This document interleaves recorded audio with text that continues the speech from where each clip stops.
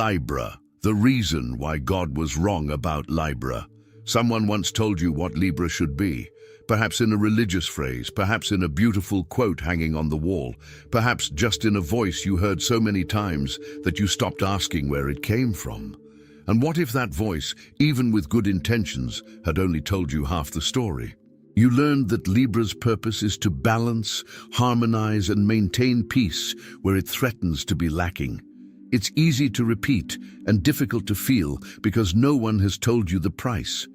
There is a version of Libra that doesn't seek the world's balance. It transforms into the very weight that is missing every time it senses a void beside it. Imagine a stained glass window, a church window, one of those that endure for decades without aging unsightly. It has no color of its own. It exists to let light pass through and be colored by what is outside. It is admired, it is revered. No one questions its function, but no one asks either what color it would hold for itself if one day the light stopped coming from outside to inside. Libra is like a stained glass window. It absorbs its surroundings, translates them, and returns a borrowed light, beautiful, generous, almost divine in the eyes of an outside observer. And in the midst of this process, so automatic it doesn't even seem like a choice, it forgets to ask, what color would it be if no one were looking from the other side? There's an ancient belief, repeated in almost every spiritual tradition, that purpose is born from the outside in, a predetermined destiny, a mission given, a higher will that decides for you before you decide for yourself. And it's comforting to think that way, because it takes the weight of choosing off your shoulders. But what nobody told you is that this story, however beautiful, was told in a way that serves almost everyone, except the one who carries it alone, silently, every day. Notice how Libra reads the environment before feeling their own emotion. They enter a room and already know what others are feeling before realizing what they feel. It's almost an instinct, a thermometer that measures the room's temperature before admitting its own fever. This seems like empathy, and it is, but it's also, silently, a way of hiding from themselves, because while gauging the emotional climate of others, they postpone the moment of asking what they themselves feel. And this constant reading of the other has a cost that no one sees from the outside. Every time Libra chooses to understand the other first, they put their own desires aside a little longer. It doesn't seem like anything at first, it's just I'll deal with that later. But later becomes a drawer, and the drawer fills up. And over time, something strange happens. The drawer stops opening. It's not laziness, it's not indecision, as is so often repeated. It's a pattern that builds slowly, borrowed decision after borrowed decision, until Libra looks at their own life and can't tell how many of those choices were truly theirs, and how many were just a reflection of what someone at some point needed them to be. Have you ever stopped to think about how many drawers Libra has closed, forgetting what was inside? And what happens the day they try to open one and discover they no longer remember what was there? Whether it was a desire, a limit, a simple wish that was once pushed aside and never pursued again? While this is happening internally, externally, Libra continues to distribute balance to those nearby. It's automatic. Someone becomes tense, he calms them. Someone becomes unbalanced, he reorganizes them. And the world around learns, without ever saying it aloud, that it can count on him to restore peace. But nobody ever asks where it comes from. All this peace that Libra gives back to the world, every day, without ever asking for anything in return. And why nobody, not even Libra themselves, feels entitled to ask that out loud. It was while searching for answers to this that I found this digital book, The Divine Path That Guides Your Zodiac. Sign to a Life of Purpose doesn't treat Libra as an endless distributor of harmony to others. It treats Libra as someone who also needs balance, not the balance that is given to others, but the balance that is kept silently for oneself. It's a mental posture, almost a training, learning to feel one's own lack before rushing to solve the lack of those around them. If you've made it this far, feeling like you've recognized something, perhaps a drawer you also closed, perhaps a question you also never asked yourself, this discomfort is no coincidence, and it doesn't usually wait. It appears, bothers you for a moment, and then retreats to the background, hidden behind the next person who needs balance. Acting now, while it still hurts a little, is what separates those who only hear about it from those who actually change something. The link is in the first pinned comment, but be aware, this content may be taken down. Click now and download your copy. Leave a comment below.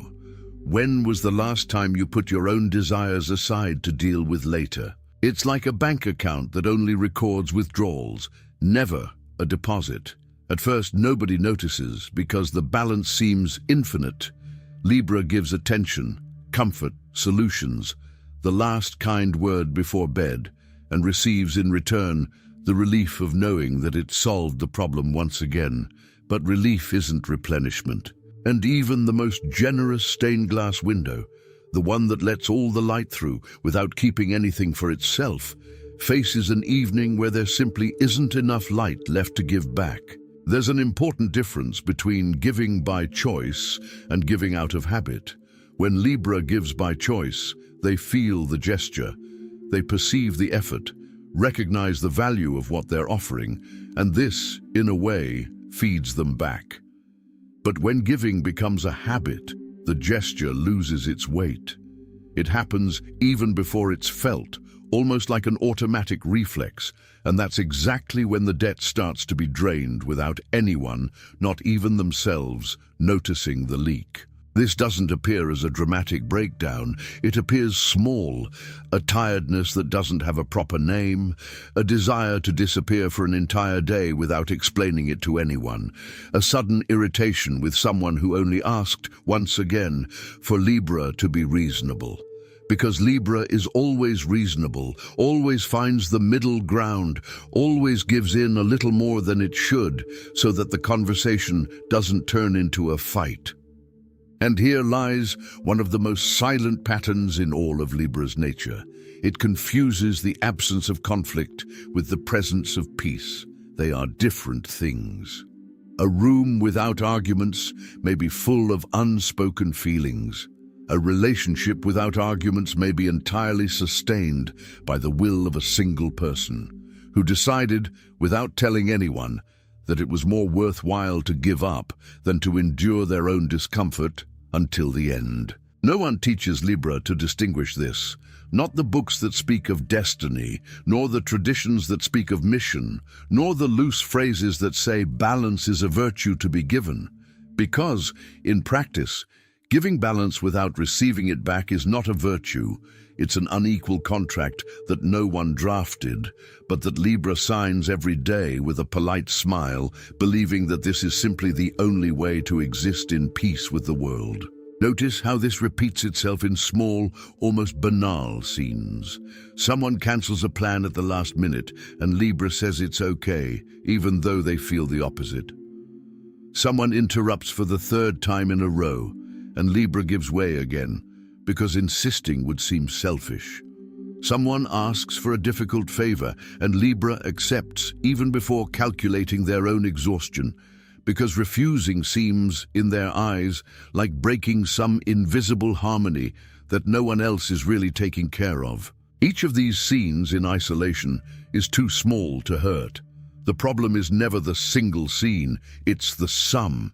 It's realizing years later that there's an entire life pattern built on small concessions that no one formally asked for, but that Libra offered so many times that they became expectations.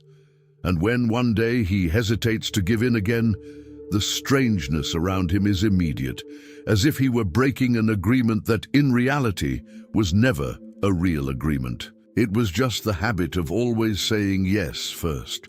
A contract that no one wrote, but that is repeated every day, weighs more than it seems, especially when you never learn to recognize your own limits before they turn into resentment. The digital book, the divine path that guides your zodiac sign to a life of purpose, exists for this moment, to teach Libra to realize, before the bill comes due, that true balance includes saving something for oneself. It's not about ceasing to care for others. It's about remembering that the scale has two sides. The link is in the first pinned comment. The last copies are running out. Click now and begin your journey towards the clarity and genius you deserve. There's an image that explains this better than any technical explanation. Imagine a mirror in a dark room. It remains a mirror. It reflects everything that comes near, gives shape to whoever approaches, fulfills exactly what a mirror should fulfill. But without its own light, it never reflects itself. It exists to show the other, never to show itself. This is more or less how Libra usually functions. Within any group, any relationship, any room full of people, they quickly spot who is sad before the person admits it. They see who needs praise, who needs space, who just needs someone to listen without interrupting. And they deliver this with a naturalness that seems like decades of practice, even though no one has formally taught them. What almost no one realizes is that behind all this skill, there is an ancient hunger, and it's a hunger that astrological tradition itself rarely names correctly.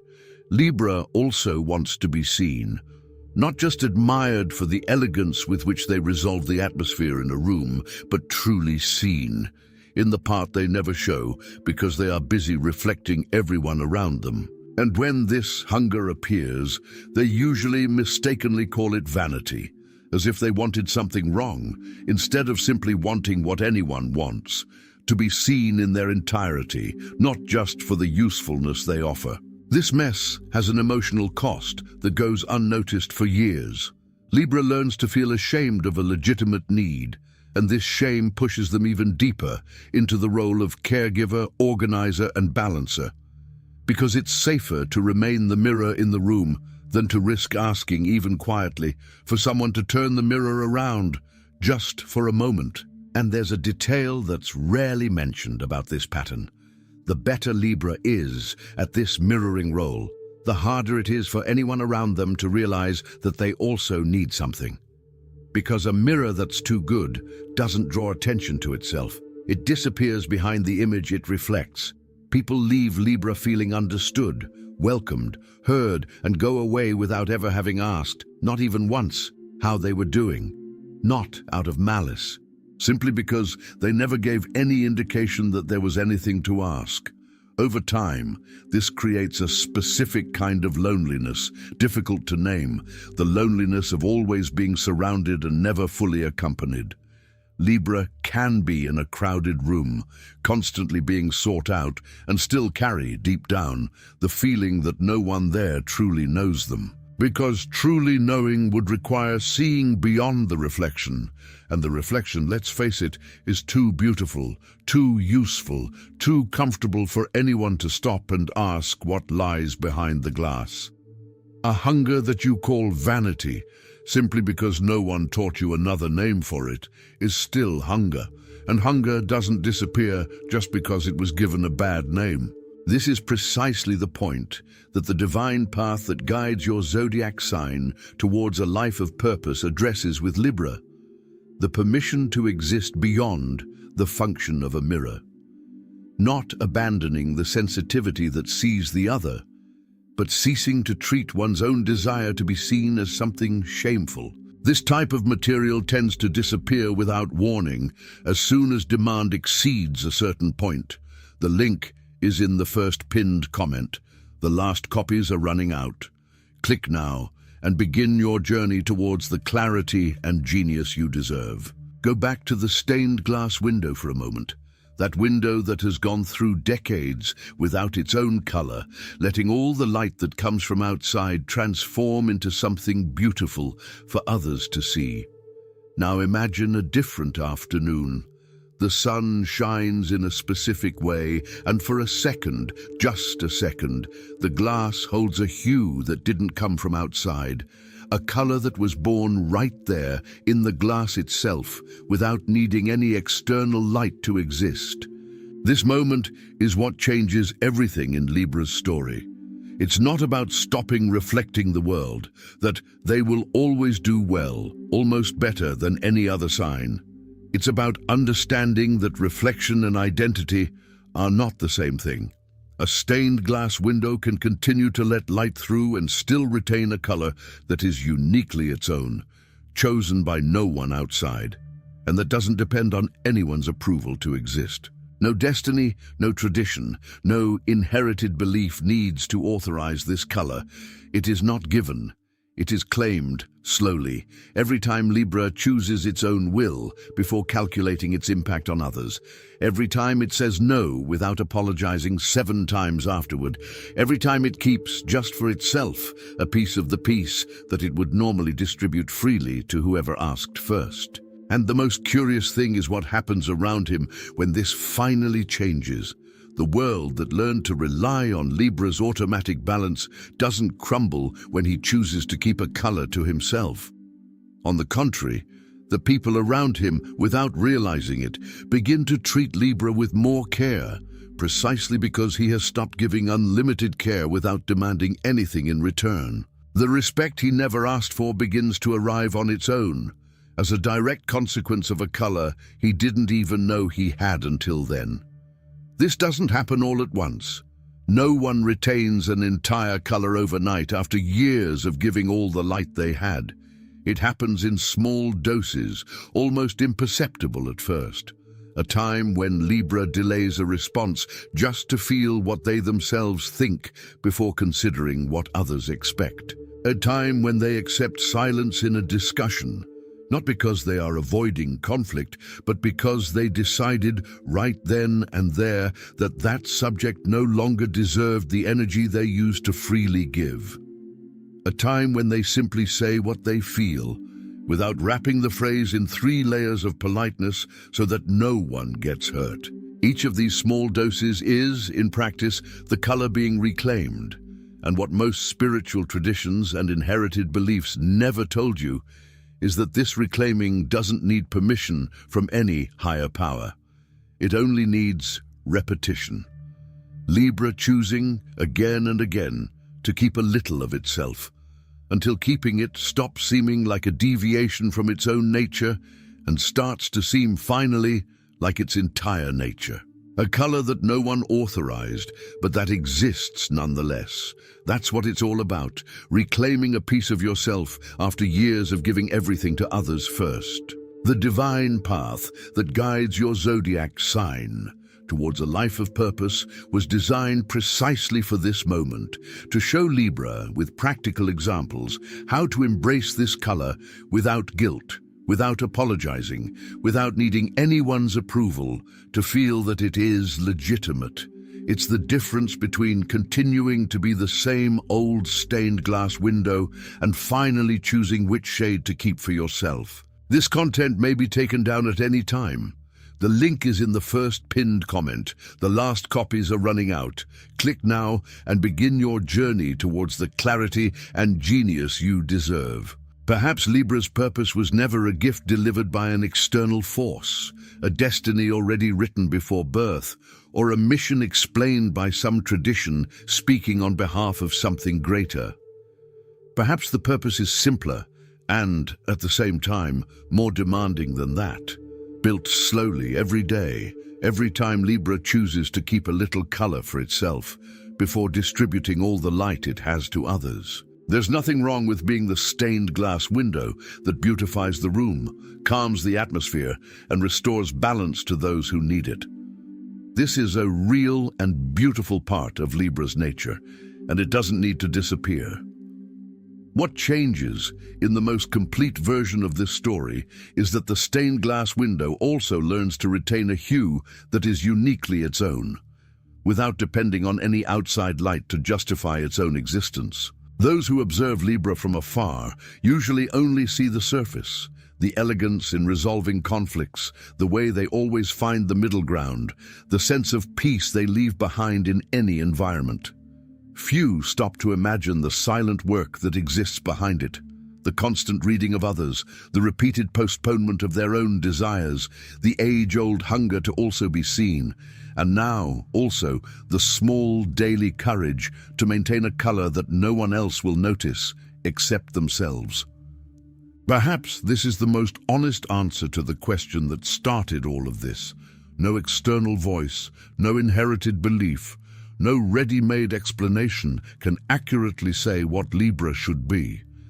This is not a failure of any tradition, nor of any faith. It is simply a space that has always been reserved for itself to fill, choice by choice, color by color, until it recognizes, with a little more calm, that the beauty it has always offered to the world also deserves to exist, one day, just for itself. And if, after all this, only one small certainty remains, let it be this: the same sensitivity that Libra uses to decipher the entire world around them can also one day be used to decipher themselves. With the same patience, the same care, the same delicacy that they have always known how to offer to everyone except themselves.